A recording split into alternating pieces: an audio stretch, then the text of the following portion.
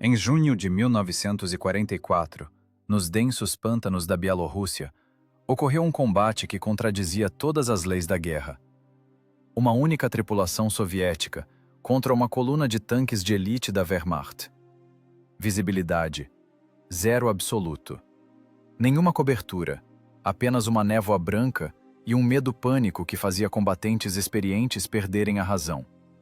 Parecia um suicídio garantido. Sair às cegas contra os tigres era o mesmo que assinar a própria sentença de morte. Mas o comandante daquele blindado autopropulsado tinha uma arma mais terrível do que projéteis perfurantes. Enquanto a tripulação se despedia da vida, preparando-se para morrer queimada viva em uma caixa de aço, o major sacou um simples objeto de bolso que transformou o massacre caótico em uma execução matemática fria. Escuridão branca. Isso não é noite. É o pior tipo de cegueira que a guerra pode oferecer. Um purê espesso, úmido e tangível que entope os pulmões e assenta como um orvalho pegajoso na blindagem fria. O mundo se estreitou às dimensões do compartimento de combate. Atrás do visor do motorista, nada. Um leite denso e contínuo. Visibilidade: zero absoluto.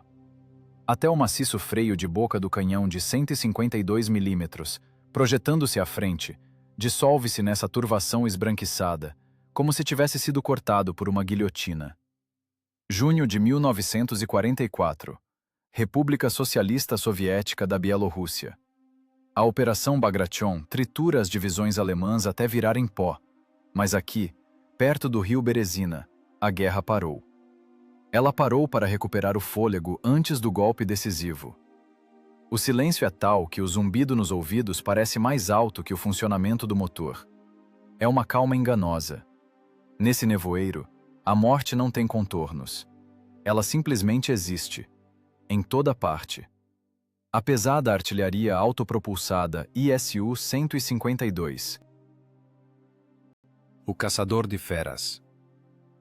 Mais de 45 toneladas de liga de aço, criadas para destruir casamatas e tanques pesados da Wehrmacht. Mas agora, toda essa potência é inútil. A máquina está cega. A caixa de aço, vibrando com a tensão oculta, está em uma depressão, coberta por arbustos, mas a tripulação se sente nua. A ótica está morta. A mira panorâmica mostra apenas uma névoa cinzenta. Os olhos de vidro da máquina estão cobertos de condensação e um véu impenetrável.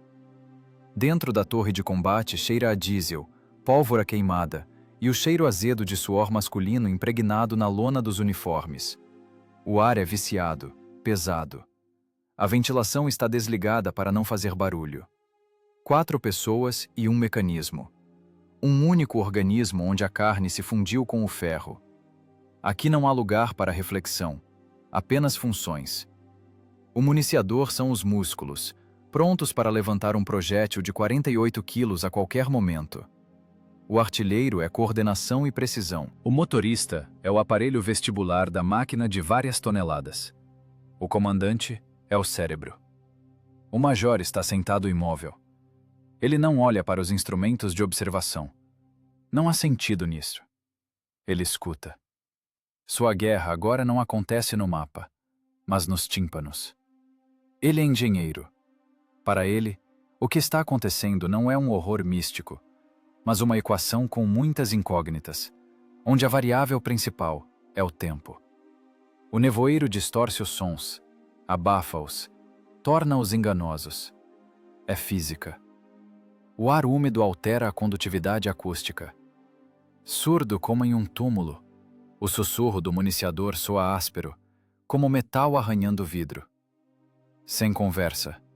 A voz do major é seca, desprovida de emoções. Plana como a linha do horizonte, que agora não se vê. Escutem. Todos escutem até doerem as têmporas. A tripulação paralisa. Ouve-se a culatra do canhão ML-20E se esfriando. O metal estala, liberando calor.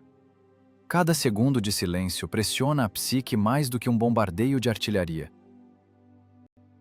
Quando atiram em você, você sabe onde está o inimigo. Quando você está no leite, o inimigo está em toda parte. Ele pode estar a 10 metros, e você não o verá até que o projétil perfurante atravesse a blindagem frontal. O medo aqui não são mãos trêmulas. É um suor frio e pegajoso correndo pelas costas sob a túnica. É a concentração máxima de adrenalina. Os olhos são inúteis. Toda a guerra se reduziu ao nervo auditivo. As pessoas na torre se transformaram em um grande aparelho auditivo. Eles captam qualquer farfalhar, qualquer som estranho que não pertença à natureza. Pássaros não se ouvem. O vento está mudo. A natureza se escondeu, dando lugar aos predadores mecânicos. O major limpa o vidro do relógio. O ponteiro dos segundos corta o tempo em pequenos segmentos. Tique, tique, tique. Cada movimento do ponteiro é mais uma chance de que não tenham sido notados, ou de que chegaram tarde demais. Nos joelhos do comandante há uma prancheta com um mapa. O lápis está apertado nos dedos com tanta força que os nós dos dedos ficaram brancos. Ele conhece o relevo de cor. Centenas de metros até a ponte, a estrada de troncos, o pântano, o gargalo estreito através do qual o agrupamento alemão em retirada deve passar. Mas por enquanto, apenas uma parede branca. O motorista puxa nervosamente a alavanca. Camarada Major, talvez devêssemos recuar para o bosque. Aqui estamos expostos se o tempo abrir. Parados. A ordem cai como uma laje pesada. Não ligar o motor. Desmascara. Esperamos. Esperamos o quê? A morte? Resmunga o artilheiro, sem tirar os olhos da mira inútil. Convidados. Eles não têm escolha. Eles virão por aqui. A geografia está contra eles. O major sabe. O pânico da tripulação é ferrugem. Corrói a disciplina mais rápido que ácido. Ele deve ser um monólito.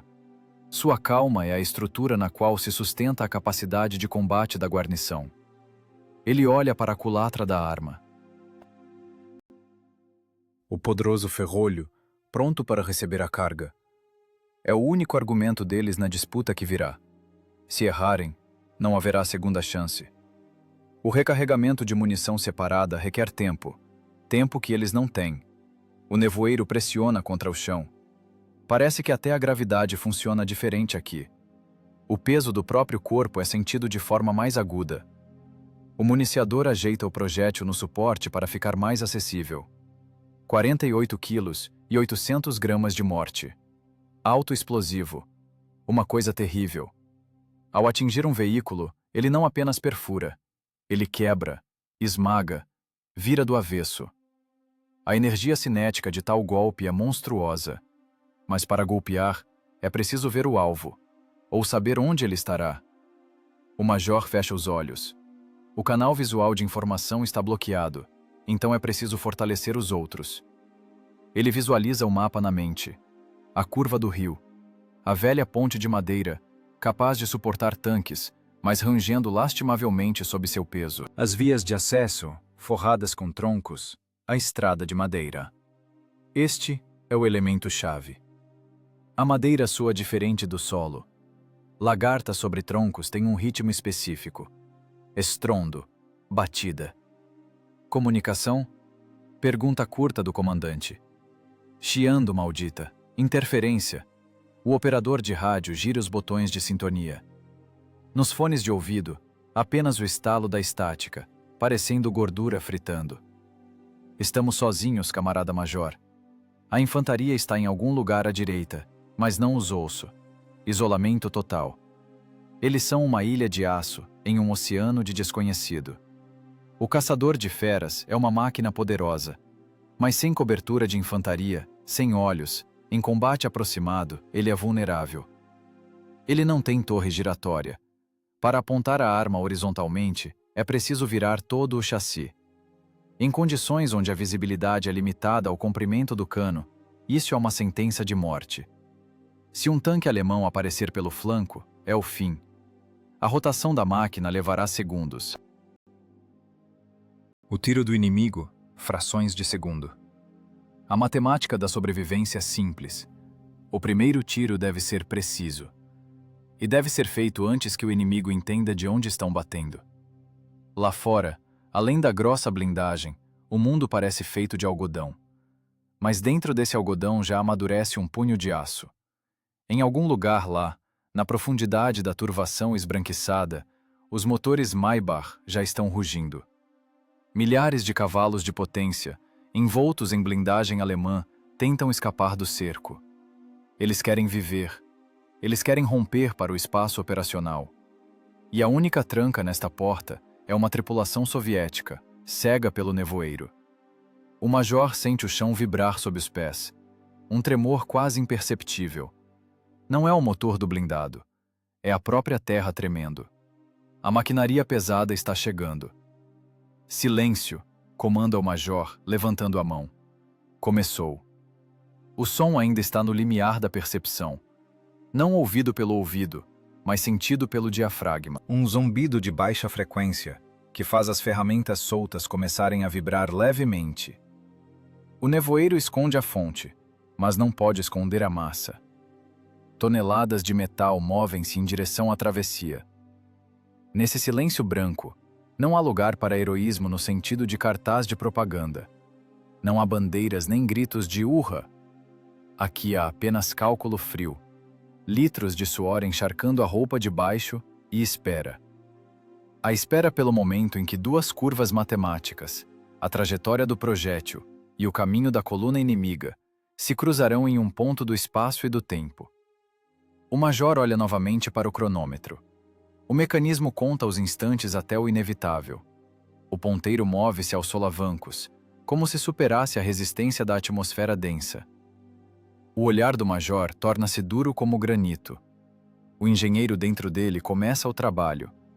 As emoções são desligadas. Resta apenas a balística. O mundo hermético da torre de combate foi rachado por um som metálico agudo. Alguém lá fora batia com a coronha na blindagem. O som era surdo, pânico, desprovido de clareza regulamentar. Não era o sinal do operador de rádio, ou a batida convencional dos seus. Era a batida do desespero.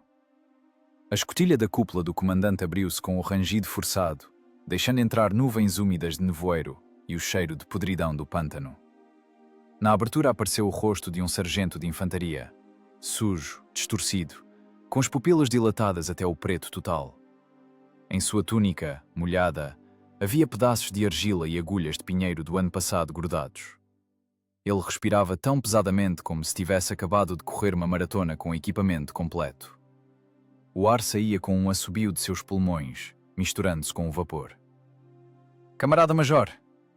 A voz do sargento falhava, beirando o grito agudo. "Eles estão vindo! Estão rompendo! Os desgraçados!" O major não se mexeu.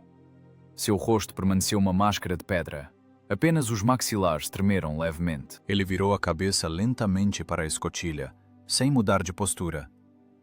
"Relatório conforme o regulamento. Quem vem? Quantos? Referências." "Que regulamento o quê?" O sargento quase chorava de terror, engolindo as palavras. "Tanques! Derrubaram a patrulha da frente. Eles estão vindo direto pela estrada de troncos. Tigres, panteras, o diabo que os carregue, mas rugem como bestas. Atrás deles, infantaria em veículos blindados. Muitos, uma coluna inteira." As palavras caíam no espaço apertado do blindado como pedras pesadas. A tripulação paralisou. O municiador, um rapaz forte com mãos acostumadas a levantar peças de metal de meia tonelada, pressionou as costas contra o suporte de munição. Seus olhos corriam de um lado para o outro. O artilheiro engoliu em seco convulsivamente. Os dedos ficaram brancos nas rodas de mira. O medo é uma infecção transmitida pelo ar. O soldado de infantaria trouxe-o consigo da linha de frente, e agora esse terror pegajoso preenchia o compartimento de combate. "Nós não temos nada!" continuava gritando o sargento, debruçado na escotilha. "Os fuzis antitanque não os perfuram, ricocheteiam como ervilhas. Os canhões de 45 mm foram suprimidos há meia hora. Só sobraram vocês. Vocês e esse nevoeiro maldito. Façam alguma coisa. Eles vão nos esmagar na lama agora."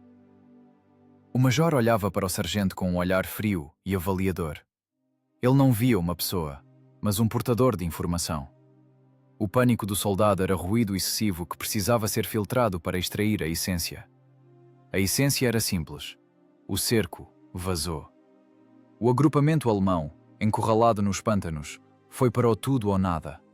Eles escolheram o único caminho possível, através da estrada de troncos e da velha ponte, direto para a posição do ISU 152. Distância até o veículo da frente? A voz do major soava assustadoramente calma no contexto da histeria do batedor. 800 metros, talvez menos. Não se vê nada. Só se ouve o barulho e o rugido. A terra treme. Camarada major, fujam! Gritou o sargento de repente, como se tivesse recuperado a consciência. Eles vão cobrir vocês aqui às cegas. Aqui é lugar aberto. Vocês são como um alvo no estande de tiro. Nesse momento, os nervos do municiador se veram. Major! Rugiu ele, virando todo o corpo. Ele tem razão. Temos que descer. Para a baixada, para o rio, para os arbustos. Lá pelo menos tem cobertura. Aqui estamos expostos como uma espinha. Eles vão nos queimar antes que os vejamos. O municiador era um combatente experiente, mas o instinto de autopreservação é o programa mais antigo. A lógica gritava: esconda-se, saia da linha de fogo, fique menor. Ficar sentado em uma máquina de 45 toneladas no meio do leite branco, sabendo que uma avalanche de aço da Wehrmacht rasteja em sua direção, é antinatural. O major desviou lentamente o olhar para o municiador. Em seus olhos não havia raiva, apenas o cansaço gélido de um profissional forçado a explicar verdades elementares a amadores. Parar com o pânico, disse ele baixo, mas com tanto peso que o municiador se calou. Se descermos, morremos. Por quê? Insistia o municiador, apontando com a mão para os visores, atrás dos quais a turvação branca se acumulava. Estamos cegos. E lá embaixo, pelo menos teremos chance de bater no flanco quando eles subirem na ponte. Lá embaixo é pântano e arbusto. O major falava cunhando cada palavra como moedas. Vamos atolar lá. Não poderemos manobrar. Setor de tiro. 10 graus. E aqui controlamos a entrada da estrada de troncos. A altura nos dá vantagem balística. Se descermos, perdemos o ângulo. Que ângulo o quê? Intrometeu-se o artilheiro, sua voz tremia. Não vemos o alvo. Como vamos atirar? No chute? O major deu um riso curto. O sorriso saiu terrível, uma linha fina no rosto cinza. Não no chute, pelo cálculo. Ele se virou novamente para a escotilha, onde o sargento estava congelado.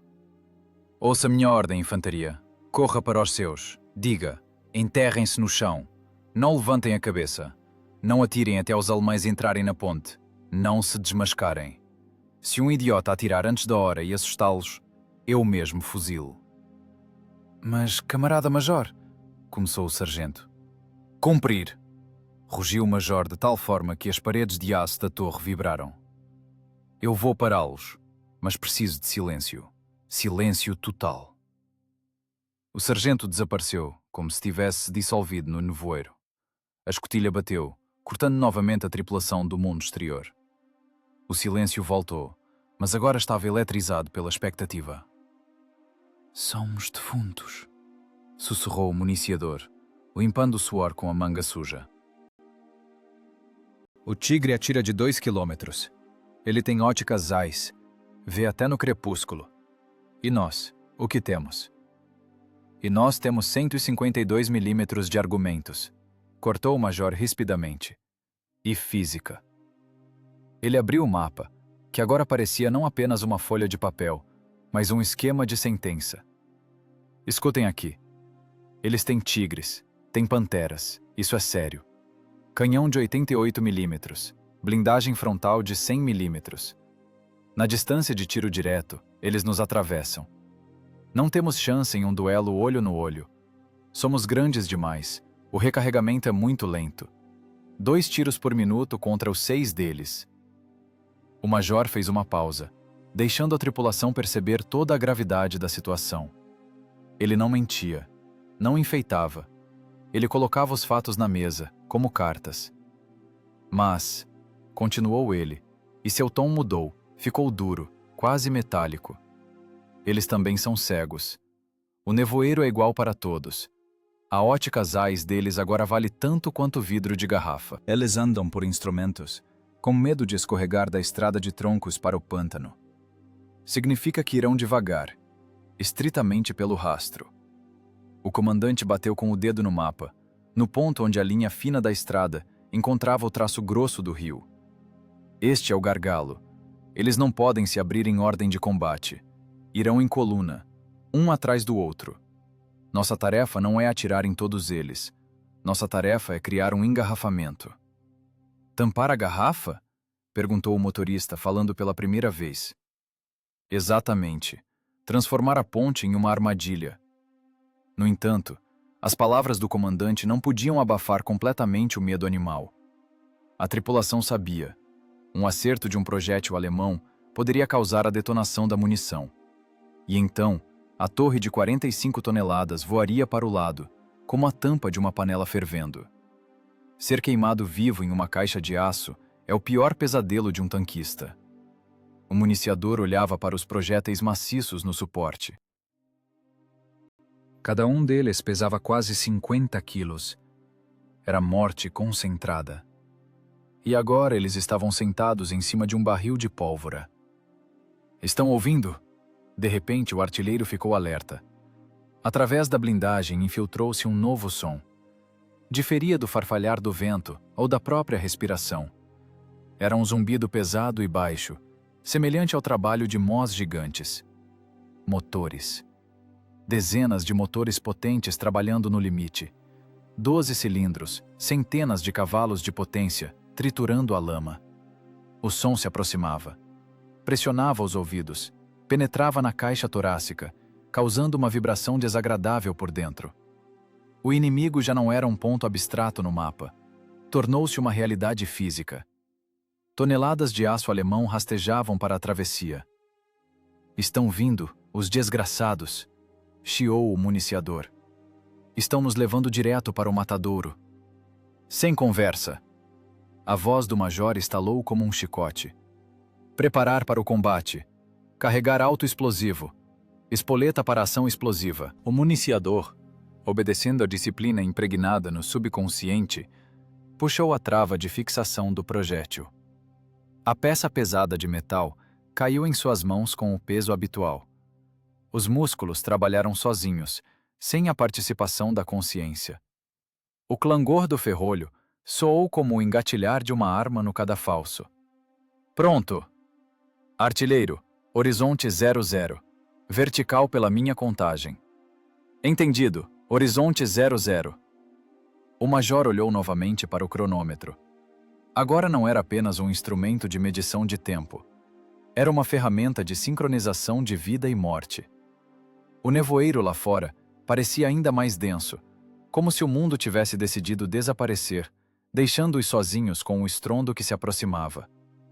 O conflito entre o desejo de fugir e o dever de resistir até a morte atingiu o pico. Mas a decisão estava tomada. O cálculo de engenharia venceu o instinto. Agora restava apenas esperar que a matemática passasse para o estágio de aplicação prática. E essa prática seria terrível. Desligue o motor! O comando do major soou seco, como um tiro de pistola em uma sala vazia. O motorista, obedecendo ao reflexo, puxou a alavanca de combustível para si. O diesel V2IS de 500 cavalos, que até aquele momento enchia a caixa de aço com um rosnado gutural e vibração, espirrou pela última vez e silenciou. O silêncio repentino caiu sobre a tripulação como um golpe físico. Ainda agora o mundo tremia e zumbia, e agora parou. Esse silêncio era antinatural, estridente, pressionando os tímpanos. Podia-se ouvir o óleo esfriando no cárter, o couro do cinto do artilheiro rangendo, a respiração pesada do municiador forçando o ar pelos dentes cerrados. Escutem, sussurrou o major. Todos escutem. Agora, com o próprio motor em silêncio, o quadro sonoro da batalha surgiu com uma clareza assustadora. O nevoeiro, esse leite denso que escondia as imagens visuais, revelou-se um condutor de som traiçoeiramente bom. O ar úmido, saturado de suspensão de água, funcionava como a membrana de um alto-falante gigante. Primeiro era um ruído indistinto, semelhante a um trovão distante. Mas a cada segundo, ele se decompunha em componentes separados, ganhando carne mecânica. Era uma sinfonia da indústria pesada indo matar. O som dos motores alemães é inconfundível. Se o diesel soviético ronca baixo e grave, os motores a gasolina Maybach, que equipam os Tigres e Panteras, cantam diferente. É um som agudo, histérico, uivante em altas rotações. Um guincho agressivo e estridente de centenas de cavalos de potência, que violentam a transmissão na tentativa de arrastar carcaças de várias toneladas pela várzea pantanosa. Maybachs, pronunciou o motorista apenas com os lábios. Seu rosto, iluminado pela lâmpada fraca do teto, estava cinza. São muitos, 10, talvez 20 motores. Ao uivo dos motores misturava-se outro som, que fazia correr arrepios pelas costas. O clangor de metal contra metal. O tic-tac característico das lagartas triturando o solo. O rangido das rodas, gemendo sob o peso da blindagem. Esse clangor se aproximava. Vinha em ondas, ora aumentando, ora diminuindo, quando o vento rasgava farrapos de nevoeiro. Parecia que monstros invisíveis circulavam ao redor do blindado, apertando o cerco. O major virou-se deliberadamente para longe do periscópio de observação. Agora era o objeto mais inútil na torre. O vidro mostrava apenas uma turvação cinzenta, na qual dançavam fantasmas de medo. O comandante soltou a aba da prancheta. Dedos duros e confiantes extraíram um mapa desgastado de escala 1 quilômetro e o cronômetro. Um mecanismo simples e confiável, com um mostrador grande. Nesse momento, a guerra para o major deixou de ser um massacre caótico. Ela se transformou em um problema de acústica e geometria. Ele não via o inimigo, mas construía seu modelo em sua consciência. Ele estendeu o mapa sobre os joelhos. A ponta de grafite do lápis parou no ponto onde a estrada saía da floresta para o rio. Referências, disse ele baixinho, como se raciocinasse consigo mesmo. Solo macio. Significa que o som é abafado, viscoso. Eles estão em marcha reduzida. Velocidade, 12 a 15 km por hora, não mais. Mais rápido não se passa por este pântano. A tripulação olhava para o comandante como para um xamã adivinhando em entranhas. Mas o major não adivinhava. Ele calculava. Ele conhecia aquele terreno. Lembrava-se de cada curva da estrada, cada elevação que os tanques alemães estavam superando agora. Seu cérebro, treinado por cálculos de engenharia, sobrepunha a trilha sonora à grade topográfica. Ouvem o guincho? Perguntou o major de repente, sem levantar a cabeça do mapa. Um som agudo, intermitente. Ouço, respondeu o artilheiro com voz rouca. Parece uma serraria funcionando. Não é uma serraria. É o tanque da frente patinando. As lagartas dele são estreitas para essa lama. Ele procura solo firme. Procura a estrada de troncos. Ficou insuportavelmente abafado na torre. Cheiros de óleo, pólvora e corpos não lavados misturaram-se em um coquetel denso. O medo da tripulação era palpável. O municiador mexia nervosamente na trava da culatra. Ele queria ação. Queria ver o inimigo para atingi-lo, descarregar essa tensão monstruosa. Mas o inimigo permanecia som. Um fantasma que rugia e clalejava, chegando cada vez mais perto. Camarada Major, eles vão aparecer a qualquer momento. Não aguentou o mecânico.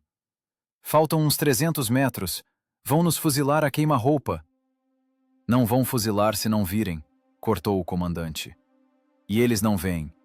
Estão surdos com os próprios motores e cegos com o nevoeiro agora. Para eles, somos o vazio. Silêncio. O major levantou o cronômetro à altura dos olhos. Ele esperava um som específico. Um som que se tornaria a sentença. Os alemães não podiam amassar lama para sempre. Precisavam da travessia. E a travessia começava com a estrada de troncos, um tablado de madeira estendido sobre o pântano até a ponte. Madeira soa diferente de terra. De repente, o caráter do ruído mudou. O som abafado de lama sendo amassada foi substituído por um estrondo rítmico e duro. Tuk, tuk, tuk, tuk. O som era claro, seco, como um tambor. As lagartas pesadas bateram na madeira. Contato! A voz do major tornou-se firme como aço. Entraram na estrada de troncos. Ele apertou o botão do cronômetro. O ponteiro disparou e correu em círculo, cortando frações de segundo. Veículo da frente nos troncos, distância até a ponte, 240 metros. Velocidade, 15. O major riscou algo rapidamente nas margens do mapa. Artilheiro, ouvir meu comando, não procurar alvos, trabalhar pelos números. Entendido trabalhar pelos números, respondeu o artilheiro, e em sua voz soou esperança pela primeira vez. O comandante sabia o que estava fazendo. O caos ganhou estrutura. O estrondo aumentava. Agora parecia que os tanques alemães passavam direto pelo teto do ISU-152. A vibração era transmitida através do corpo do blindado, ecoando como tremor nas pernas. Podia-se ouvir os motores rugindo com esforço, superando a resistência de tablado de troncos. Ao clangor das lagartas, somou-se o estalo de madeira quebrando. A estrada gemia sob o peso das máquinas de 50 toneladas.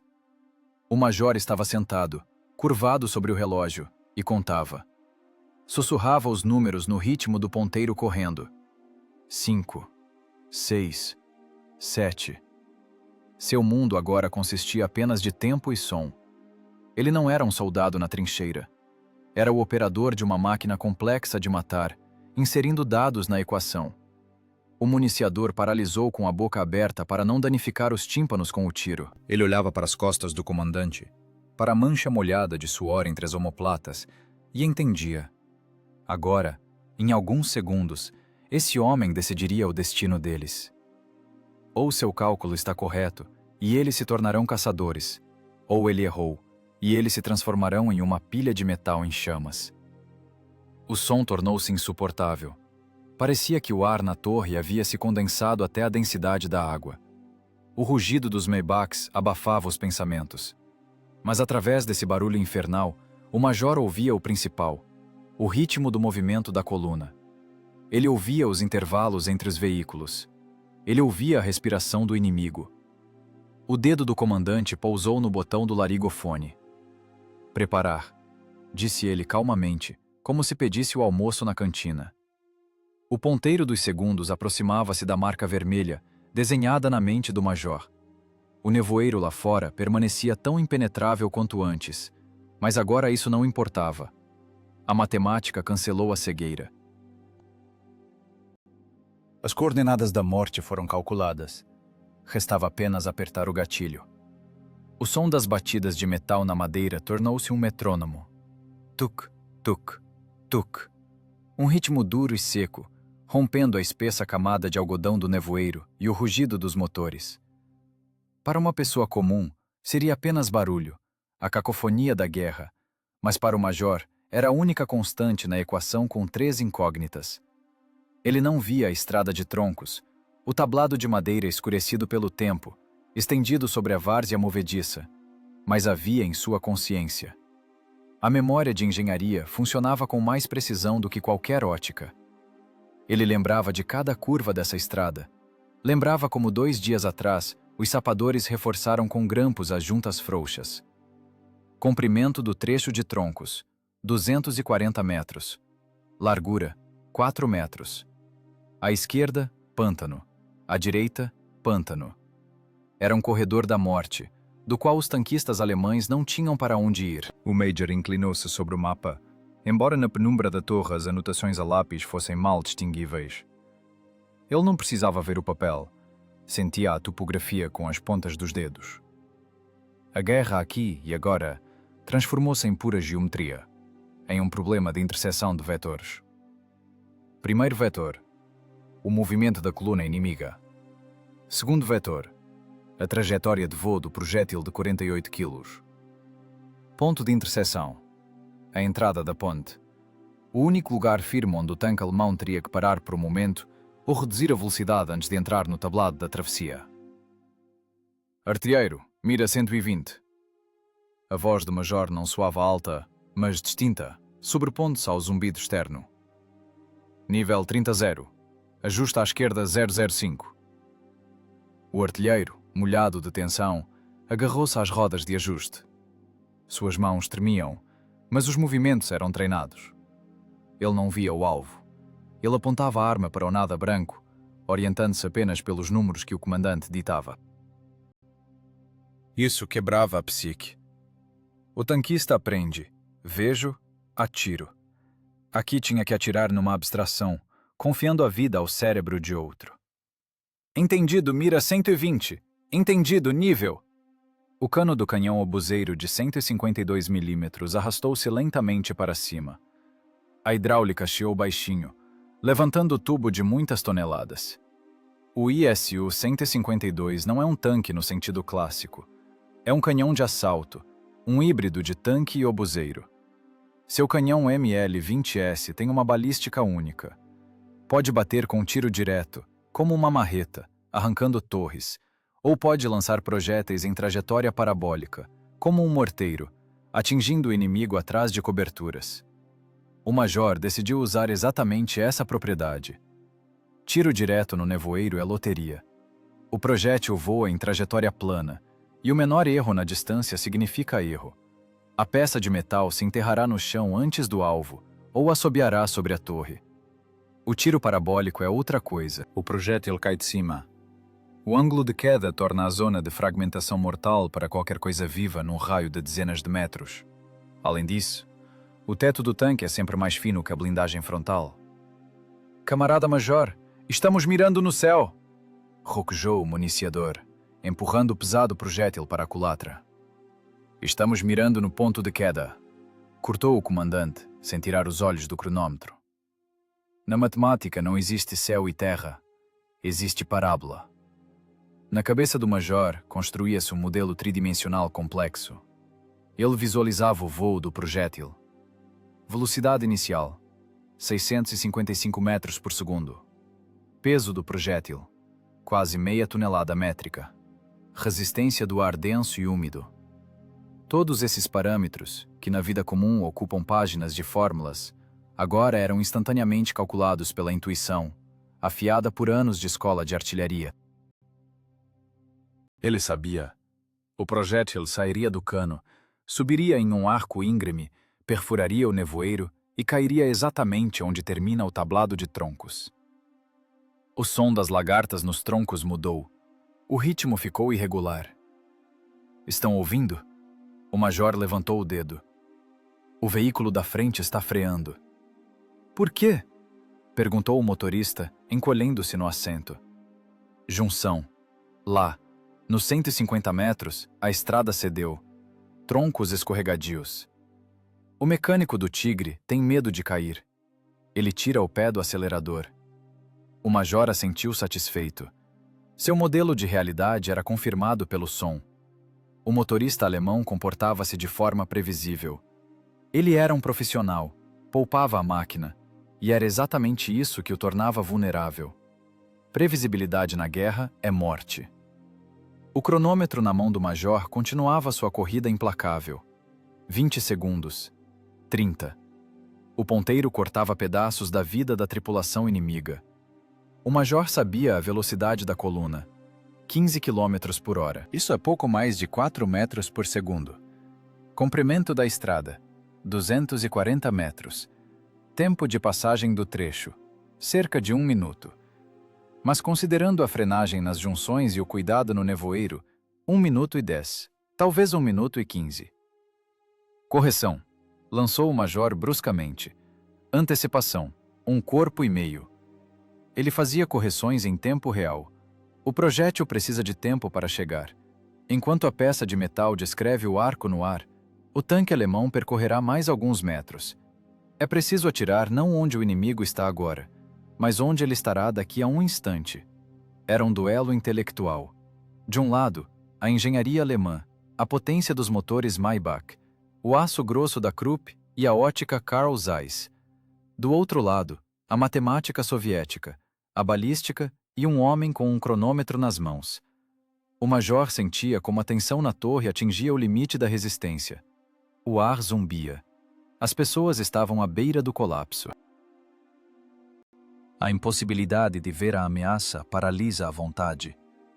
Mas o major os mantinha na mão com sua calma. Para ele não havia medo. Havia apenas a tarefa. Se ele errasse nos cálculos meio grau, o projétil iria para o pântano, uma fonte de lama e só.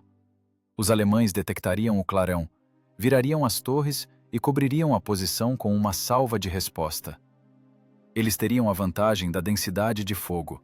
10 canos contra 1. Distância 600, comandou ele. Essa era a distância calculada até a entrada da ponte. Ele não usava telêmetro, usava a memória. Ontem ele percorreu pessoalmente esse caminho a pé, contando os passos. Ele sabia essa distância com precisão de 1 metro. Guerra é conhecimento do território. Pronto! Expeliu o artilheiro. O rugido dos motores lá fora tornou-se ensurdecedor. Parecia que os tigres rugiam bem em frente ao freio de boca. O som das lagartas nos troncos transformou-se em um rufar contínuo de tambor. A terra sob o fundo do blindado tremia miudamente, transmitindo o passo pesado do inimigo. A vibração penetrava pelas solas das botas, subia mais alto, fazendo as entranhas vibrarem. Era o momento da verdade. O inimigo estava no ponto sem retorno. Ele já não podia recuar. Atrás a coluna pressionava. Ele não podia ir para o lado. Lá havia pântano. Ele só podia ir em frente, ao encontro de seu destino, calculado na régua de cálculo. O major fechou os olhos por uma fração de segundo. Na escuridão sob as pálpebras, ele viu o mapa. Um ponto vermelho brilhante pulsava onde a estrada passava para a ponte. O ponteiro dos segundos cruzou a marca. O tempo acabou. A matemática fez sua parte. Agora a palavra estava com a química do explosivo e a física do impacto. Fogo! A palavra caiu pesada e irreversível, como uma guilhotina. A tripulação funcionou como um único mecanismo. O artilheiro apertou o gatilho elétrico. Impacto. Não foi apenas um som, foi um chute físico. A máquina de 45 toneladas estremeceu, balançando para trás nas barras de torção. A culatra da arma voou para trás contra a proteção com um clangor capaz de esmagar ossos, ejetando a cápsula fumegante vazia. A chama do disparo rasgou por um instante o véu cinza do nevoeiro, tingindo o leite de uma cor laranja suja. O projétil partiu. O major não olhou pelo visor. Ele olhava para o cronômetro. Tempo de voo. O projétil estava agora no ponto mais alto da trajetória, pairando sobre o campo de batalha como um anjo invisível do extermínio, e começava sua queda. Para onde o comandante alemão, nada desconfiado, talvez tivesse acabado de dar ordem para acelerar, vendo à sua frente os contornos vagos da Ponte Salvadora, a geometria acabou. Começou a história da destruição. A fumaça da pólvora encheu instantaneamente o compartimento de combate. Era acre, densa, arranhava a garganta e fazia os olhos lacrimejarem. O ventilador não dava conta. A pesada cápsula de latão caiu com estrondo no piso estriado, fumegando como um avião abatido. O municiador, tossindo e xingando por entre os dentes, já se esticava para o suporte de munição para pegar o próximo projétil. Seus movimentos eram bruscos, nervosos. A tripulação esperava o som da explosão, esperava confirmação. Mas o nevoeiro devorou tudo. Nem clarão, nem estrondo de impacto. Apenas o mesmo zumbido monótono e enlouquecedor dos motores alemães e o clangor das lagartas. "No leite!" gritou o motorista, arrancando o fone de um ouvido. Seu rosto, sujo de óleo e fuligem, distorceu-se de raiva. "Camarada major, estamos atirando no vazio. Temos munição de sobra para chorar. Havia 20 peças no suporte. Já jogamos uma fora. Se eles vierem em massa, com o que vamos nos defender? Com pés de cabra?" Na torre pairou um silêncio pesado e eletrizado. A dúvida do mecânico não era apenas pânico. Era a voz do medo racional. O ISU-152 é uma máquina poderosa. mas sua munição é ridiculamente pequena para um combate prolongado. 20 tiros de carregamento separado.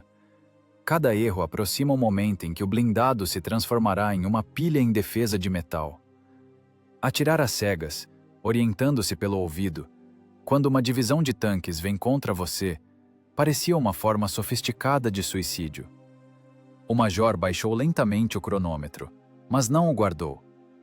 Ele olhou para o motorista com um olhar no qual não havia nem compaixão nem raiva.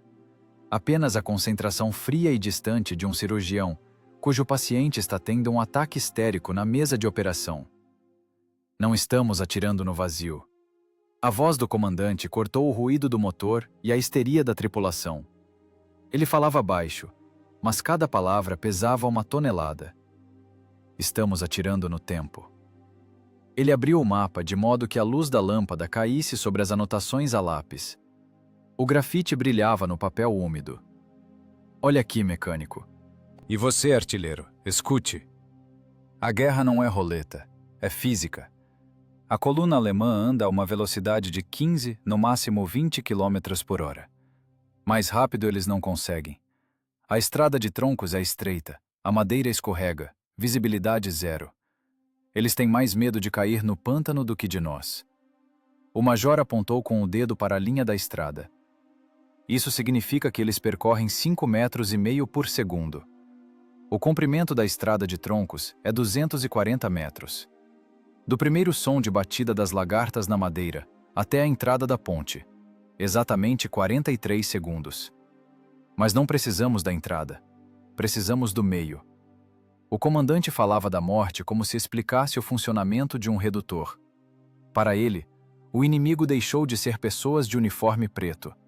O inimigo tornou-se um conjunto de variáveis: massa, vetor de velocidade e coeficiente de atrito. Eu não adivinho para onde eles vão. Eu sei onde eles estarão 12 segundos depois que a lagarta bater na junção dos troncos. 12 segundos? Perguntou o municiador, paralisando com o pesado projétil nas mãos. O suor inundava seus olhos, os músculos tremiam de tensão. Exatamente. É o tempo de voo do projétil mais o tempo de reação, mais a antecipação. Não atiramos no tanque. Atiramos num ponto no espaço onde o tanque chegará sozinho. Ele mesmo colocará o flanco sob o golpe. É matemática, filho. Ela não erra. Mas o mecânico ainda não acreditava. Suas mãos tremiam nas alavancas. O medo do desconhecido era mais forte que a lógica. E se eles pararem? Disparou ele. E se acelerarem? Nós não vemos. Estamos apenas jogando projéteis no nevoeiro.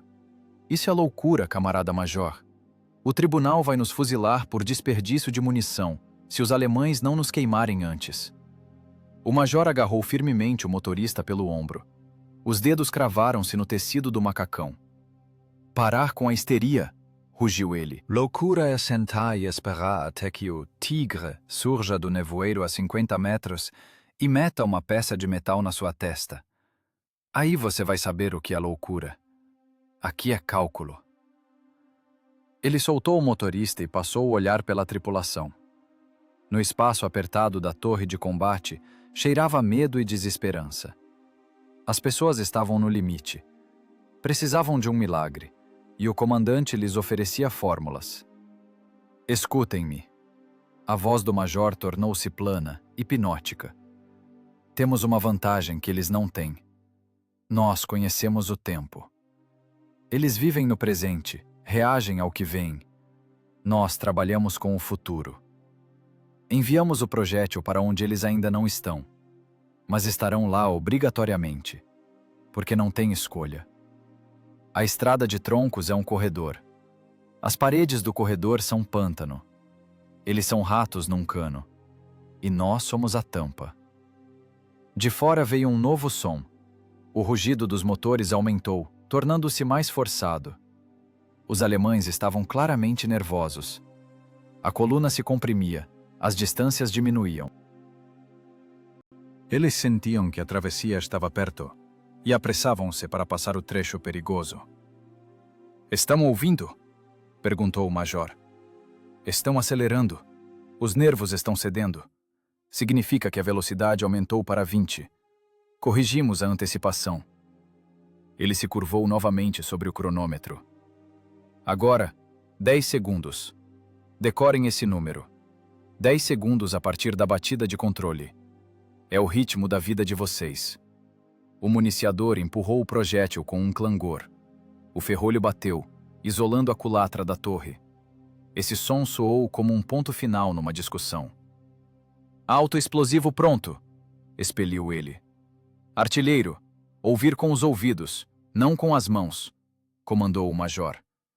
Assim que ouvir a batida dupla, é o líder passando a junção. Comece a contagem. Não espere meu comando. Sua tarefa é manter o horizonte. Minha tarefa é o tempo. Nesse momento, a tripulação entendeu uma coisa terrível e simples. Seu comandante não é apenas um oficial. Ele é um mecanismo integrado à guerra. Para ele, o que acontece é uma tarefa de engenharia sobre resistência dos materiais. Quanto aço é necessário para quebrar a espinha dorsal alemã? E essa confiança fria, quase inumana, funcionou melhor que qualquer comissário político. O pânico recuou, empurrado para o fundo pela disciplina e autoridade da razão pura. Entendido manter o horizonte, respondeu o artilheiro. Sua voz fortaleceu-se. O tremor nas mãos sumiu. O motorista respirou fundo, agarrando-se às alavancas. Ele ainda tinha medo, mas agora esse medo era funcional. Ele entendeu. Eles não estão apenas atirando. Estão travando um duelo de antecipação. Camarada Major, perguntou baixinho. E se acertarmos? Vamos ouvir? O major olhou para o relógio. O ponteiro dos segundos começou novamente sua corrida. Se acertarmos, respondeu ele, sem tirar os olhos do mostrador, ouviremos a história se quebrando. A teoria era arriscada. Contradizia todos os regulamentos de tiro direto. Atirar num alvo móvel invisível, baseando-se em referências sonoras e cronômetro, era algo à beira da ficção. Mas em junho de 44, nos pântanos bielorrussos, a ficção tornava-se realidade se fosse apoiada por um calibre de 152 milímetros. O major sabia que cada tiro era uma carga colossal na estrutura da ponte. Mesmo que o projétil não acertasse o tanque, a explosão de 50 quilos de explosivo abala as estacas, rasga o tablado, cria o caos. O pedantismo alemão colidiu com a astúcia russa, multiplicada pela força bruta. Os alemães viajavam com o horário. O major pretendia quebrar esse horário. Atenção, disse ele, levantando a mão. Estão chegando ao ponto de controle. Lá fora, o estrondo tornou-se rítmico. Tuk-tuk, tuk-tuk. Máquinas pesadas vinham uma após a outra, como vagões de um trem da morte. O major fechou os olhos. Em sua cabeça acendeu-se um eixo invisível de coordenadas. X, tempo. Y, distância. Zeta, morte. A equação estava montada. Restava encontrar a solução. E a solução era o tiro. O som surdo e esponjoso das lagartas triturando a lama do pântano cessou instantaneamente. Foi substituído por outro ritmo, duro, seco, ósseo. Tuk, tuk, tuk. As lagartas do tanque líder alemão bateram nos troncos da estrada. Para o major, esse som foi mais alto que o toque de um sino de alarme. Foi o sinal de largada numa corrida onde o prémio era a vida. Ele não estremeceu. Seu dedo, repousando no botão do cronômetro, funcionou por reflexo, obedecendo ao sinal do nervo auditivo, ignorando a consciência. O clique da mola do mecanismo afundou no rugido do mundo exterior, mas o major sentiu na ponta do dedo a vibração do tempo iniciado. O ponteiro disparou do 12 e correu em círculo, cortando as frações de segundo que restavam ao inimigo. Na torre de combate do ISU-152, o tempo mudou sua densidade. Deixou de ser linear. Tornou-se viscoso, elástico, como piche esfriando. Cada segundo esticava-se, preenchendo todo o espaço entre as placas de blindagem. O major ouvia o próprio batimento cardíaco. Batia não no peito, mas em algum lugar na garganta, ecoante e pesado, tentando gritar mais alto que o tic-tac mecânico do relógio. 7. Sussurrou ele apenas com os lábios. A tripulação transformou-se em estátuas de sal. O municiador estava de pé, pernas bem abertas, ombro apoiado na culatra, pronto para receber o golpe do recuo. Seu rosto brilhava de suor, fios escorriam pelas bochechas, deixando caminhos claros na pele coberta de fuligem. Os olhos estavam arregalados, fixos no vazio. Ele não respirava. Inspirar agora significava perturbar o frágil equilíbrio do silêncio dentro da máquina. O ar nos pulmões estava preso, mas ninguém ousava expirar. 8. O artilheiro cravou o olhar na bolha do nível. As mãos nas rodas pararam. Agora, ele era uma extensão do mecanismo, uma engrenagem que não tem direito à folga. O tremor nos dedos desapareceu. O medo se foi, expulso pela tensão monstruosa da espera. Restou apenas a física, manter o horizonte. Lá fora a cacofonia aumentava. O rugido dos Maybachs aproximava-se, preenchendo o universo. Parecia que os tanques alemães não andavam na terra, mas direto no crânio. O clangor das lagartas, o rangido dos troncos, o uivo forçado das transmissões. O inimigo era enorme, de ferro e cego. Ele avançava, confiante em sua invulnerabilidade, sem suspeitar que seu destino já estava calculado e trancado no mostrador de um cronômetro soviético. 9. O major olhava apenas para o ponteiro. Para ele, o nevoeiro deixou de existir, a tripulação deixou de existir. Todo o mundo se comprimiu numa única marca preta no campo branco do mostrador. 10º. Tempo de voo calculado.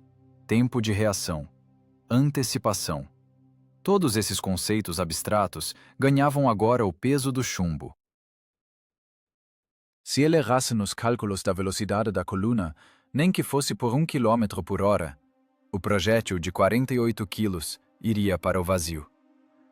Ele araria o pântano, levantando uma fonte de lama, e então, a salva de resposta de uma dezena de canhões alemães transformaria o blindado deles em uma peneira num instante. 10. A batida dos troncos lá fora tornou-se insuportavelmente nítida. O tanque andava pesado, confiante.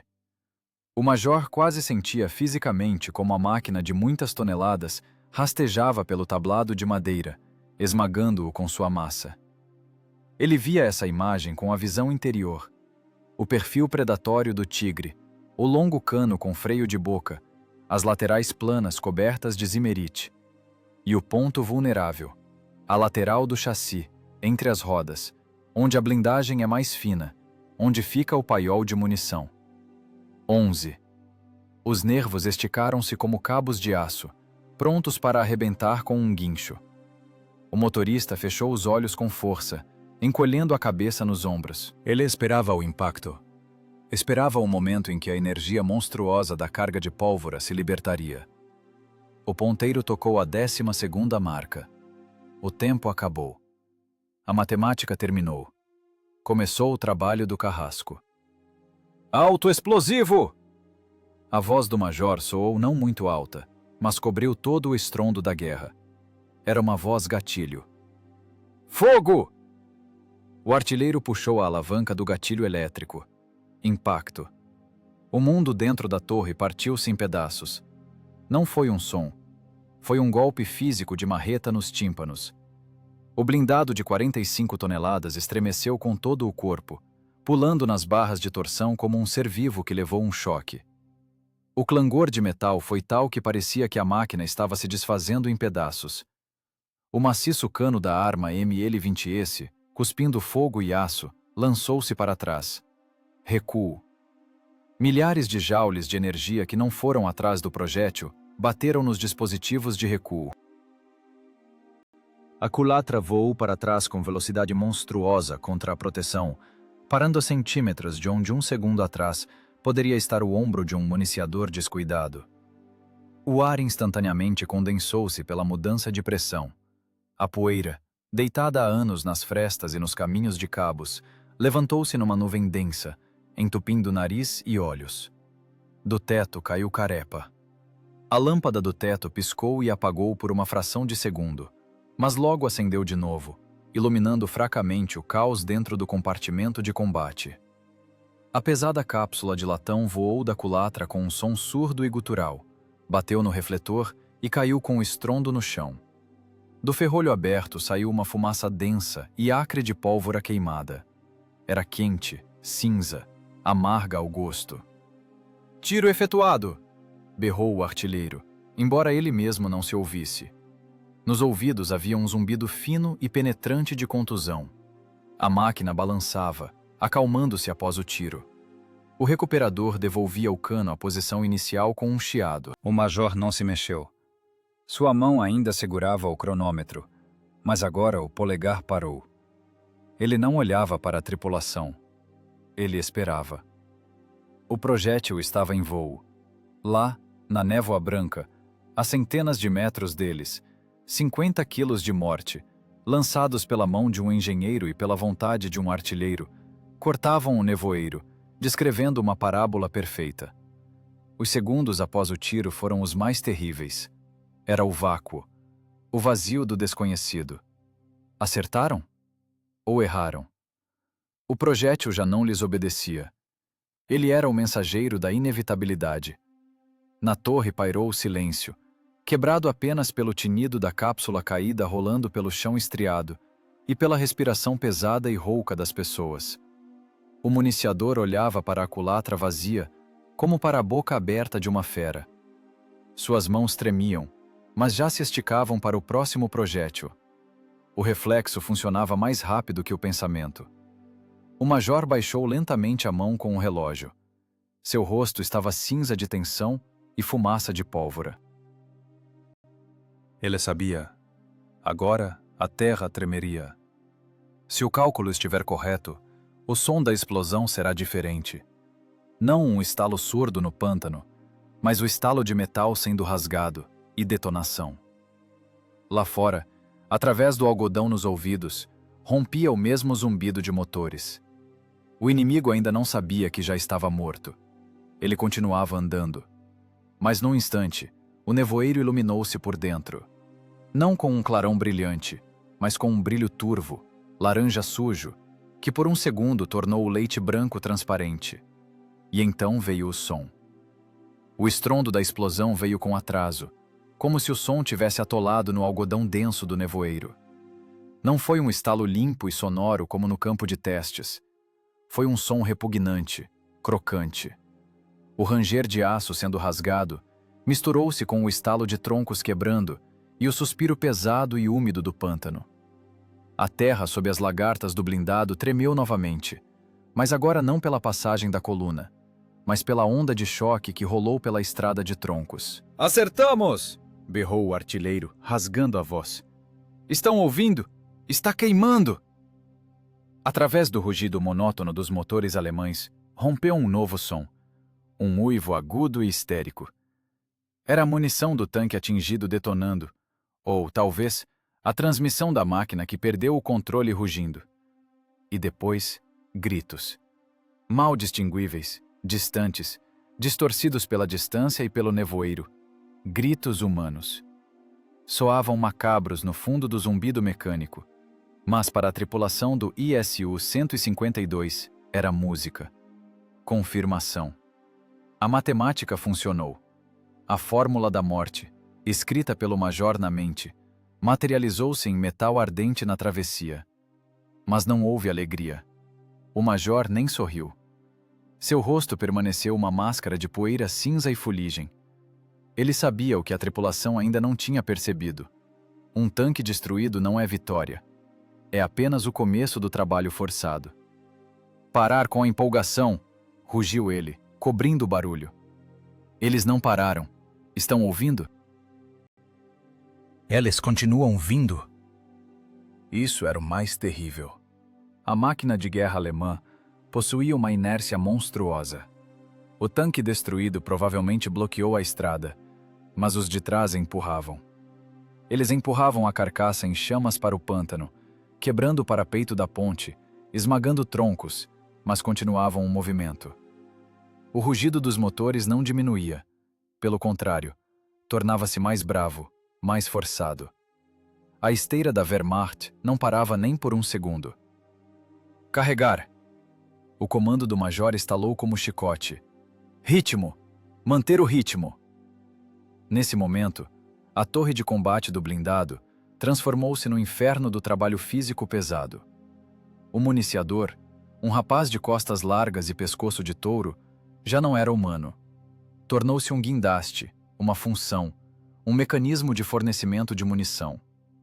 152 milímetros não é apenas um calibre. É uma sentença para as costas do municiador. O projétil pesa 48 kg e 800 gramas, quase 50 kg de aço fundido e TNT. Ele é escorregadio de graxa, frio e mortalmente perigoso. Se deixá-lo cair com a espoleta para baixo no chão estriado, da tripulação sobrará apenas uma mancha molhada. O municiador arrancou o projétil do suporte. Os músculos incharam sob a túnica suja. As costuras estalaram. Ele agarrou a pesada peça, apertou-a contra o peito como uma criança e virou-se para a culatra. As pernas escorregavam nas cápsulas espalhadas pelo chão. Faltava ar. O ventilador zumbia com esforço, mas não conseguia puxar a fumaça densa e acre. O monóxido de carbono acumulava-se nos pulmões, causando náusea e tontura, mas não se podia parar. Projétil! Rouquejou ele, enfiando a cabeça da ogiva no cano. Tinido de metal. Agora é preciso empurrar. Ele agarrou o soquete de madeira e, com força, colocando todo o peso do corpo, empurrou o projétil para as estrias do canal do cano. Batida surda. O projétil assentou no lugar. Mas isso é apenas metade do trabalho. Carregamento separado. Agora a cápsula com a carga propulsora. Ela é mais leve, mas é volumosa. O municiador correu para o suporte, sacou a cápsula de latão. Carga! Clangor. A cápsula entrou na culatra. Pronto! Ele fechou com força o ferrolho de cunha. O mecanismo estalou, trancando a morte dentro do cano. Isso durou uma eternidade, embora não tenham passado mais de 20 segundos. 20 segundos de tensão infernal, onde cada movimento deve ser preciso, senão, atraso. E atraso é morte. O major todo esse tempo não tirava os olhos do cronômetro. Ele travava sua batalha invisível, a batalha contra o caos. Próximo indo, murmurava ele, olhando para o ponteiro. O intervalo diminuiu. Eles têm pressa. 12 segundos. Não, 10. 10 segundos entre os veículos. Ele ouvia a coluna alemã se reorganizando. O som dos motores mudava. Eles contornavam o obstáculo. Significa que o ponto de mira mudou. Artilheiro, ajuste à direita 001, comandou o major. Entendido à direita 001, respondeu o artilheiro. Suas mãos trabalhavam no automático. Ele girava as rodas, deslocando o cano em milímetros. Na distância de 600 metros, esses milímetros transformavam-se em metros. O major corrigia o fogo pelo som. Ele ouvia o ranger. Era o próximo tanque empurrando o companheiro destruído. Ouvia o baque. A carcaça pesada caiu no pântano. Caminho livre. O próximo suicida rasteja para a estrada de troncos. Tuk-tuk-tuk. Novamente as lagartas bateram na madeira. O ritmo recomeçou. A esteira funcionou. Mesma mira. O major levantou a mão. Antecipação. Meio corpo a menos. Eles freiam na cratera. Na torre fazia um calor como num alto forno. Da culatra da arma M20 esse vinha calor. O óleo nas peças do ferrolho começou a fumegar. O suor inundava os olhos do municiador. Ardia nos arranhões das mãos. Ele respirava pesadamente, pegando o ar envenenado com a boca aberta. Suas mãos tremiam de exaustão, mas ele já olhava para o próximo projétil no suporte. Ele sabia, assim que soasse o tiro, teria que levantar novamente aqueles malditos 50 quilos. De novo e de novo. Até acabarem os projéteis, ou até eles morrerem. 5, 6, contava o major. 7. O inimigo era invisível, mas sua presença pressionava fisicamente. Toneladas de aço rastejavam pelo nevoeiro, revidando com fogo no vazio. Os alemães começaram a atirar, caoticamente, em pânico. Eles batiam no som do tiro, varrendo os arbustos e as encostas das colinas com rajadas de metralhadora e projéteis explosivos. Em algum lugar perto, a uns 50 metros, explodiu uma bomba. Estilhaços bateram na blindagem frontal do caçador de feras, como granizo num telhado de zinco. A tripulação instintivamente encolheu a cabeça nos ombros. Não se distrair! A voz do major era gélida. Não é em nós, é de medo. Ele não tinha o direito de ter medo. Se ele tremesse, todo o esquema desmoronaria. Seu cronômetro era a única coisa que mantinha a realidade unida. 8. 9. O major sentia o ritmo da batalha como pulso. Tiro. Recarga. Espera. Tiro. Era um ciclo. Um ciclo mecânico de assassinato. Aqui não havia lugar para piedade. Se eles não destruíssem a coluna romperia o cerco e destruiria a infantaria, que estava deitada na lama sem apoio de artilharia. 10. Fogo. Novamente o impacto. Novamente o blindado pulou para trás, como picado. Novamente a culatra cuspiu a cápsula fumegante. O municiador, cambaleando de cansaço e gás, já estendia as mãos para o suporte. As palmas das mãos escorregavam de óleo e suor. As unhas estavam arrancadas, mas ele não sentia dor. Ele era parte da máquina. Um pistão que deve ir e vir enquanto houver combustível. Vamos, querido, vamos! Rouquejava para si mesmo, arrancando mais um projétil. Só mais um pouco. Lá fora estrondou de novo. Desta vez o som foi diferente. Explosão dupla. Aparentemente, detonação de combustível. O segundo foi! Gritou o artilheiro. Trabalhar! Cortou o major. Eles não acabaram. A coluna inimiga parecia uma cobra infinita, que apesar da dor, rastejava para seu objetivo.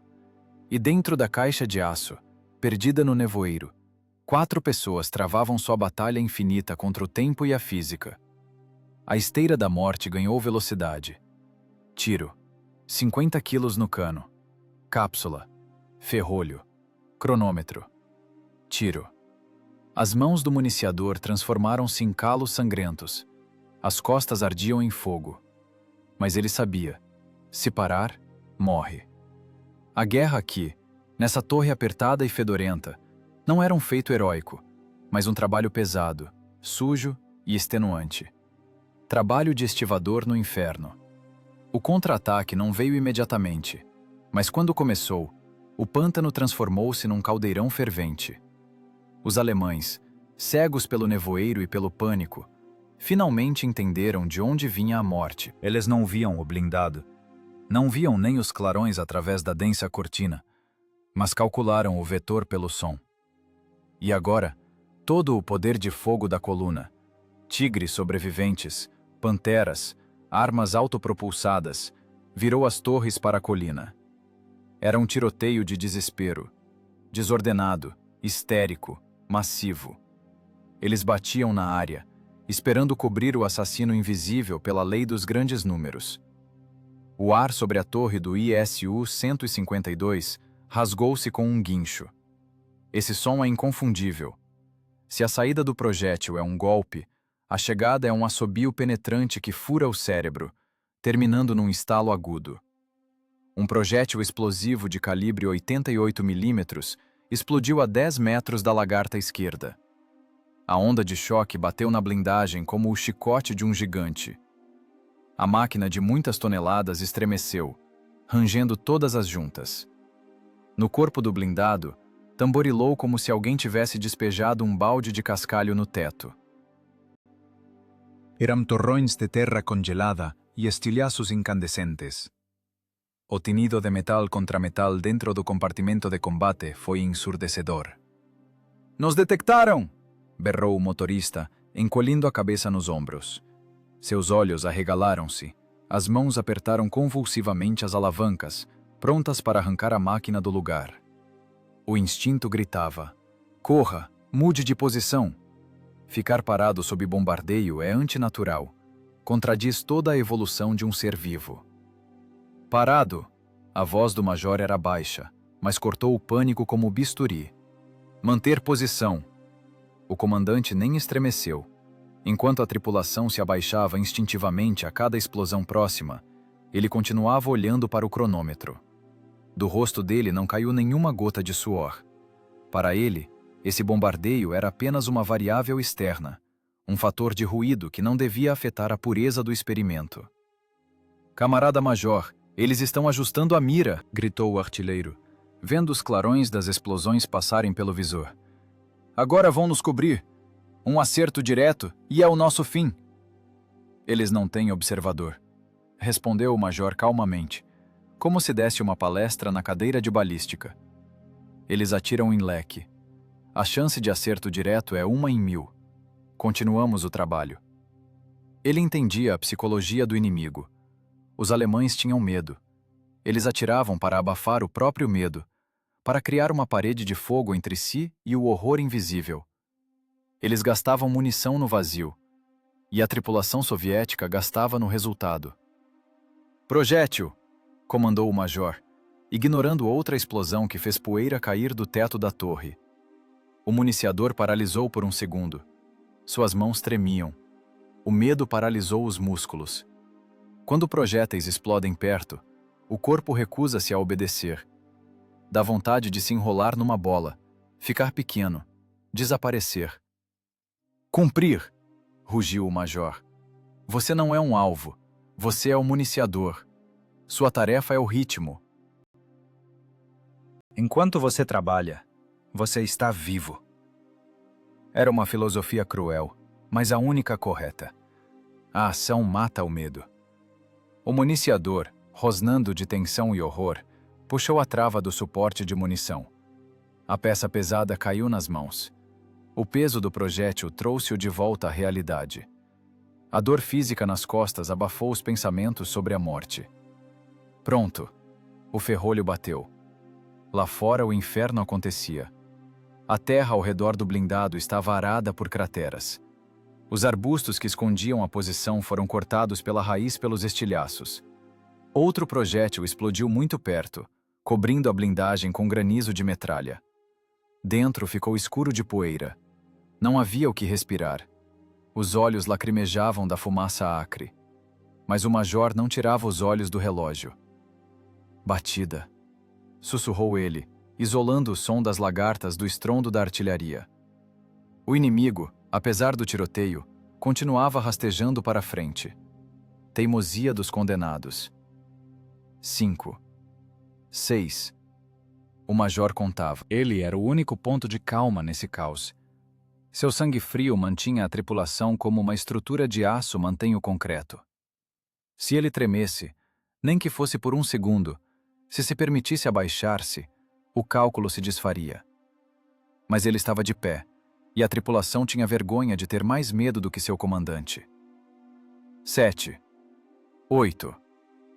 "Artilheiro, atenção!" comandou o major. Eles se amontoaram. Engarrafamento antes da ponte. Distância a mesma. Batemos na estrutura. Agora o alvo não eram os tanques. O alvo era a própria ponte. Velha, de madeira, bamba. Ela gemia sob o peso de dezenas de toneladas de aço. O major sabia. Se destruir o pilar, a física terminará o que a química do explosivo não conseguiu. 9. 10. Fogo! Tiro. O blindado pulou novamente, mas agora ninguém notou o recuo. Todos os sentidos estavam entorpecidos. Restou apenas o ritmo. O projétil foi para o nevoeiro. Um segundo depois, em algum lugar lá embaixo, ouviu-se um estalo monstruoso. Não foi som de explosão. Foi som de espinha dorsal quebrando. O projétil, pesando quase meia tonelada, acertou exatamente na junção do tablado com o pilar da margem. A explosão revirou os troncos, quebrou as vigas de sustentação.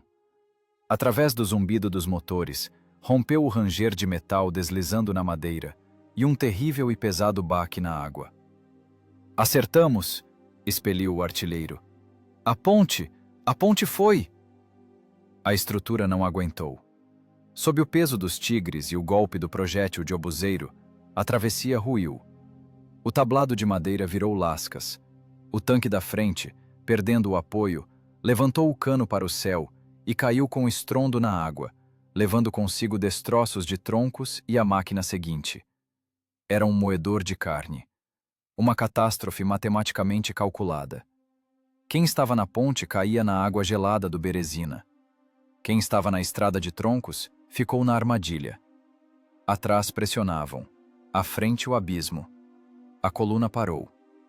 Não parar! Gritava o major. Ele não dava chance ao inimigo de se recuperar. Acabar com eles!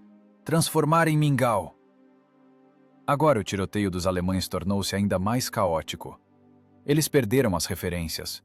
O pânico cobriu-os completamente.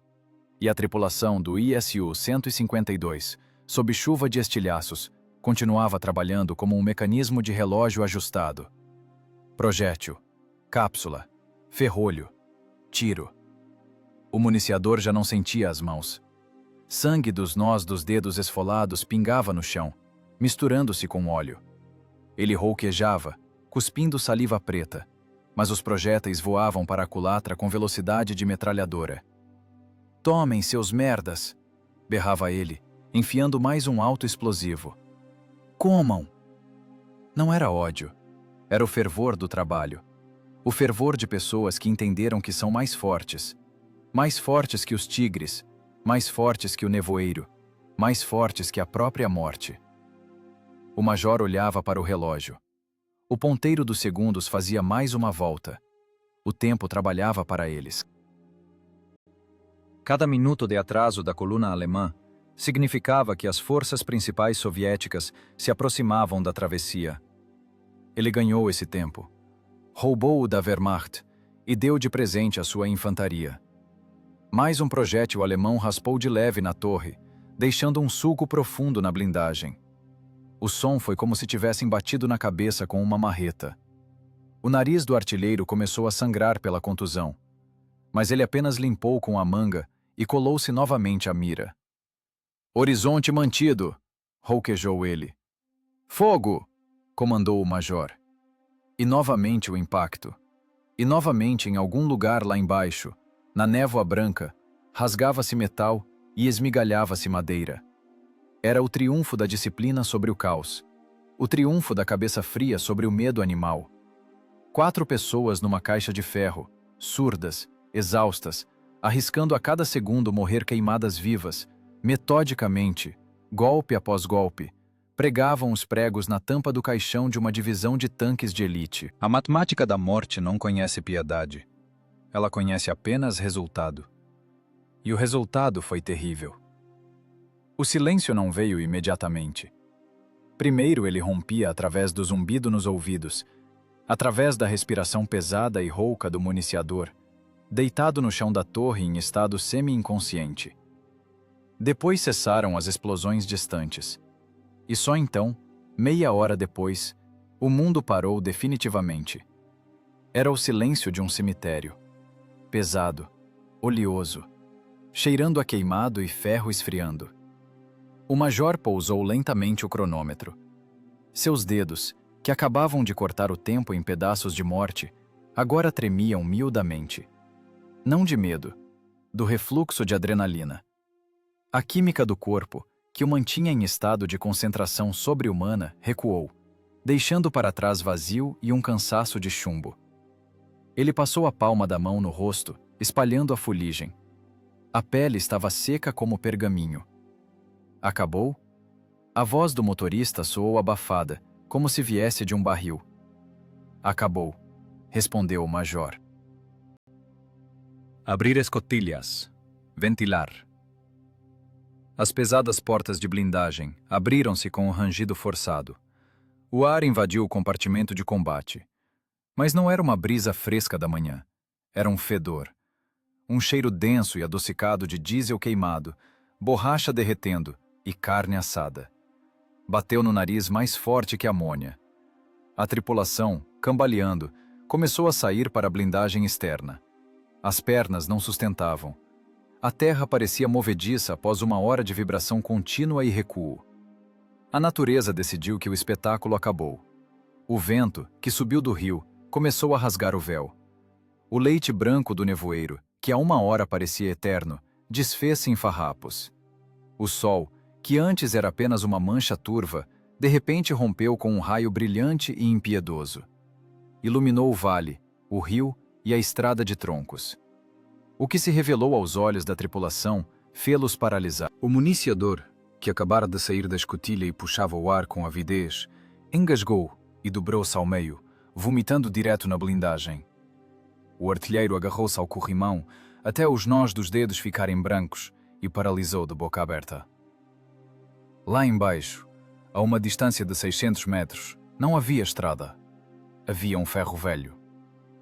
A estrada de troncos, aquele mesmo tablado de madeira que o major desenhava em sua imaginação como uma linha reta, transformou-se numa massa fumegante. A entrada da travessia estava entupida completamente. Mãe de Deus, sussurrou o mecânico. Fomos nós que fizemos isso? A cena lembrava telas do Apocalipse. O tigre da frente, aquele mesmo que recebeu o primeiro golpe, estava deitado de lado, meio escorregado para o pântano. Sua torre fora arrancada pela explosão da munição e estava jogada a 10 metros, lembrando a cabeça decepada de um gigante. Perto dele, com a blindagem frontal enterrada na lama, fumegava uma pantera.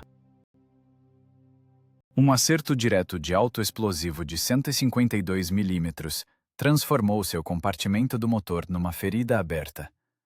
O metal virou do avesso, como as pétalas de uma flor estranha. Mas o mais terrível acontecia na própria entrada da ponte. Lá formou-se um engarrafamento de técnica. Veículos blindados alemães, máquinas leves de meia lagarta, tentaram passar, virar, fugir do fogo, mas ficaram prensados entre os tanques em chamas. Os projéteis explosivos, caindo em trajetória parabólica, não apenas perfuravam sua blindagem fina, eles os achatavam, rasgavam em pedaços. Carcaças de máquinas amontoavam-se umas sobre as outras, formando uma barricada de ferro em chamas e corpos. A própria ponte, como calculado pelo major, ruiu. O vão central desabou na água. Sobravam apenas estacas quebradas, pretas de fuligem. Na água, coberta por uma película iridescente de combustível vazado, boiavam destroços de troncos, caixas de munição e corpos em uniforme cinza. A correnteza levava lentamente esse lixo de guerra rio Berezina abaixo. O major olhava para esse massacre com calma. Em seu olhar, não havia o triunfo do vencedor. Havia apenas a análise fria de um engenheiro, conferindo o desenho com a construção pronta. O cálculo está correto, disse ele baixinho. Dispersão na distância, não mais de 20 metros. Agrupamento satisfatório. Para ele, essas pilhas de metal em chamas continuavam sendo números. Aquele tigre retorcido é o resultado da energia cinética do impacto. Aquela cratera que revirou a estrada e virou o caminhão é o coeficiente de ação explosiva. As emoções estavam desligadas. Se as ligasse agora, se percebesse que naquelas caixas de aço, há meia hora havia pessoas vivas que gritavam, queimavam e morriam, enquanto ele olhava para o cronômetro, poderia enlouquecer. A psique colocou um bloqueio. "Camarada Major, olhe lá!" O artilheiro apontou com a mão para longe. O nevoeiro dissipou-se definitivamente, abrindo o panorama até a floresta. A cauda da coluna alemã, aquelas máquinas que não conseguiram entrar na estrada de troncos, davam meia volta. Elas rastejavam de volta para a mata, quebrando arbustos. O cerco fechou-se por dentro. Não haverá rompimento. O engarrafamento de técnica em chamas, criado por uma única tripulação e uma única fórmula matemática, trancou a divisão da Wehrmacht nos pântanos. "Estão indo embora", constatou o mecânico. "Entenderam os canalhas que aqui não têm chance." "Não estão indo embora", corrigiu o major, pegando um cigarro e amassando-o com os dedos sujos. "Estão voltando para o saco. Agora a infantaria vai acabar com eles, ou a aviação. Nosso trabalho está feito. O contraste era monstruoso. Aqui, na colina, estava o blindado solitário e cheio de fuligem. Ao redor dele havia silêncio, sol, pássaros cantando, atordoados pela paz que chegou. E lá embaixo, na baixada, o inferno terminava de queimar. Uma fumaça preta e gordurosa subia como uma coluna para o céu azul limpo, como uma fogueira de sacrifício. A tripulação calava. O choque do que viram superou a alegria da sobrevivência. Eles atiravam em sons, guerreavam com fantasmas no nevoeiro, e agora viam carne, o avesso sujo e terrível do seu trabalho. Pensei que estávamos errando, confessou o municiador, limpando a boca com a manga. Pensei que estávamos só cavando terra, e nós em pedaços. 152 milímetros não erram, se usar a cabeça junto, respondeu o major, acendendo o cigarro. A fumaça do tabaco misturou-se com o cheiro de queimado. Ele foi até a borda da blindagem e olhou para baixo, para a ponte caída. Era o ponto de intersecção de vetores, o lugar onde a ciência abstrata da balística encontrou-se com a matéria viva. E a matéria perdeu. Nesse espetáculo não havia beleza. A guerra não é bonita, não importa o que escrevam nos jornais. É um trabalho sujo e pesado de destruição. E hoje eles cumpriram esse trabalho com nota máxima. Sem heroísmo, sem gritos de "pela pátria", apenas pelo relógio. É estranho isso, falou o artilheiro, olhando para a carcaça fumegante de um veículo blindado. Nós não os vimos, eles não nos viram, e a morte achou. Como se fosse destino. Não existe destino, cortou o major rispidamente. Existem coordenadas, velocidade e tempo. E destino é conto de fadas para a infantaria. Nós temos física. Lá embaixo algo estalou não muito alto.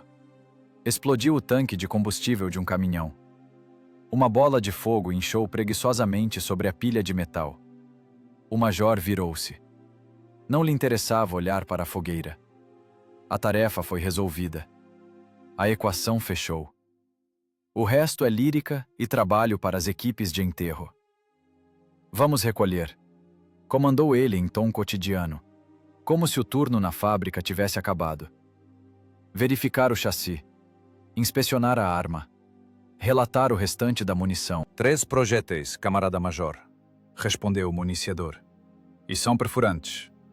Fartura, riu o comandante. Dá para 3 tanques, se a gente vir.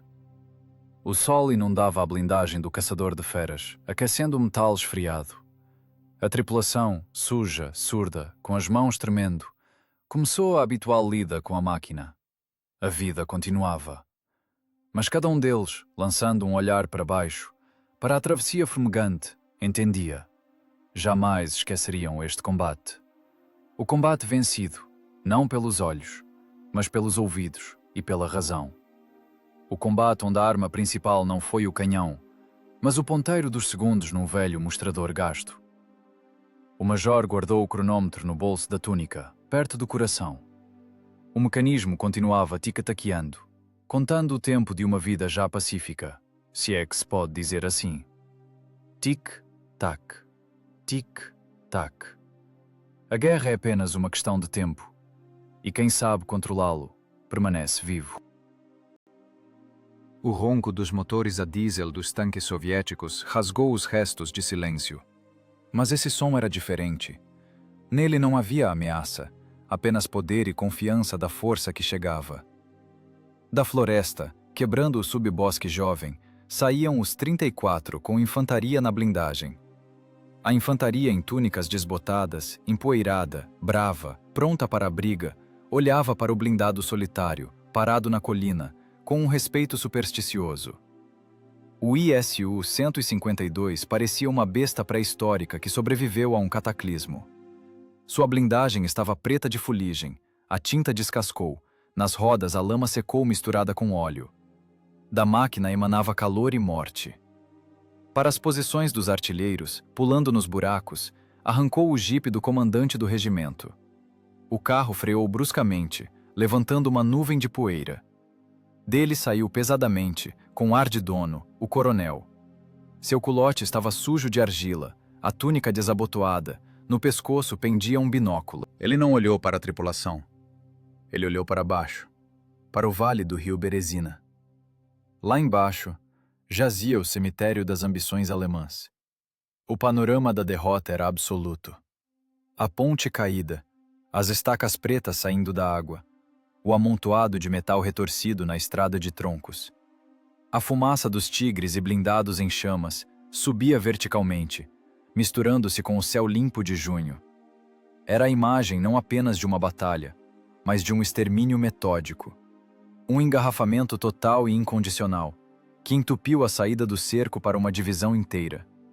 O coronel ficou muito tempo em silêncio.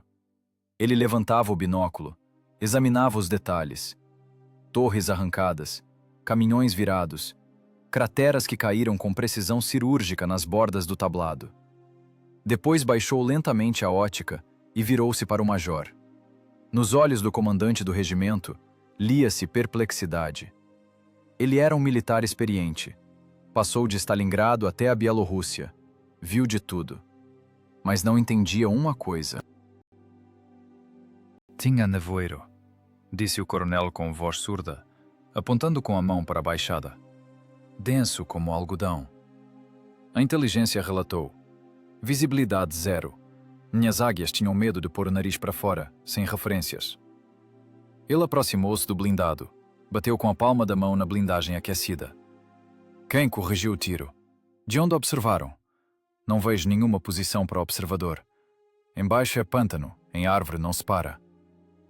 O major estava encostado na roda de sua máquina. Parecia exausto. O rosto, uma máscara cinza cortada por rugas profundas de cansaço. Os olhos inflamados pelos gases da pólvora. Nas mãos segurava um pedaço de pano e seu cronómetro de prata. Lenta e metodicamente, ele limpava a fuligem gordurosa do vidro do instrumento. Ninguém corrigiu, camarada coronel. A voz do major era baixa, rouca, como se tivesse rompido as cordas vocais. Trabalhamos sozinhos. Sozinhos? Às cegas? O coronel franziu a testa. Seu olhar ficou duro. Não me conte histórias, major. Eu vejo os acertos. Você não bateu por área. Você colocou os projéteis no ponto, em alvo móvel, sem contato visual. Isso é impossível. A tripulação do ISU-152 estava atrás de seu comandante.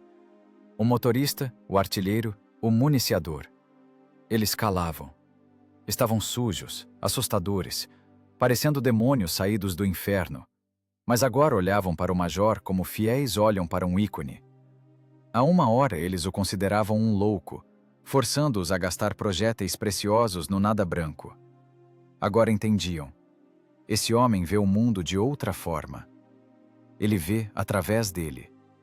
O major terminou de limpar o relógio. Apertou o botão, zerando os marcadores. O ponteiro voltou ao zero com um clique seco. Eu os ouvi, respondeu ele simplesmente, sem sombra de vanglória. Os alemães têm maquinaria pesada. A estrada de troncos ressoa. Sabendo a velocidade do som, o comprimento do tablado e o ritmo de movimento da coluna, calcular a antecipação é tarefa para a quinta série. Ele levantou os olhos para o coronel. Nesse olhar havia o gelo do intelecto, que é mais terrível que qualquer fogo.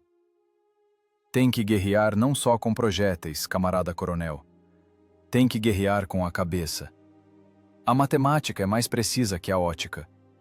Lentes ais no nevoeiro ficam cegas. A física não. O coronel balançou a cabeça, atordoado. Olhou novamente para baixo, para o inferno em chamas criado por um homem com um relógio nas mãos. Você é demais, engenheiro. Expirou ele, e na sua voz soou algo mais que um elogio regulamentar. Vou indicá-lo para herói. Todos vocês. Precisamos de projéteis, interrompeu o major em tom cotidiano, guardando o cronômetro no bolso da túnica. E tabaco. O resto fica para depois. Nesse momento, algo mudou na percepção da tripulação. Eles sempre souberam que seu comandante era um oficial competente. Mas agora, com o fundo de técnica alemã em chamas e o coronel atordoado, ele parecia-lhes um deus da guerra. Não um Marte mítico com espada, mas um deus moderno, em macacão sujo de óleo, com régua de cálculo na cabeça e cronômetro no coração. Ele provou que a razão é a arma mais terrível, que o caos da batalha pode ser ordenado, encurralado em fórmulas e destruído. O artilheiro cutucou o municiador com o cotovelo. Viu só? Sussurrou ele. Quinta série, ele disse. E nós quase ficamos de cabelo branco lá dentro. Gênio, respondeu o municiador tão baixo quanto, olhando com reverência para as costas curvadas do major. Simplesmente um gênio. O major afastou-se do grupo, pegou um cigarro e acendeu. Suas mãos finalmente pararam de tremer. Ele não olhava para a vitória. Olhava para o horizonte, onde os últimos farrapos de nevoeiro se dissipavam. O sol inundava o mundo com luz brilhante, prometendo um dia quente. Em algum lugar lá, no oeste, ainda havia inimigos. Ainda havia tarefas que precisavam ser resolvidas. Mas aqui, na margem do Berezina, o teorema foi provado.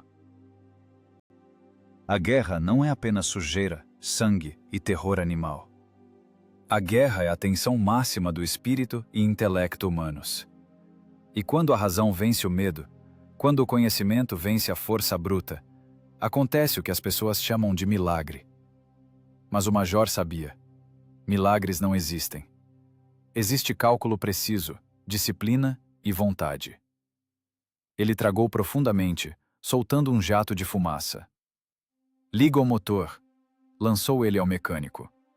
A infantaria pede fogo. O diesel de 500 cavalos rugiu novamente, cuspindo nuvens de fumaça cinza. A terra tremeu, aceitando o peso da máquina. O ISU 152, clangorando as lagartas, começou a virar. Imenso, terrível, invencível. Guiado pela razão que transformou o tempo em arma. O cronômetro no bolso do major começou uma nova contagem. Tique, taque, tique, taque. Ritmo da vida, ritmo da vitória.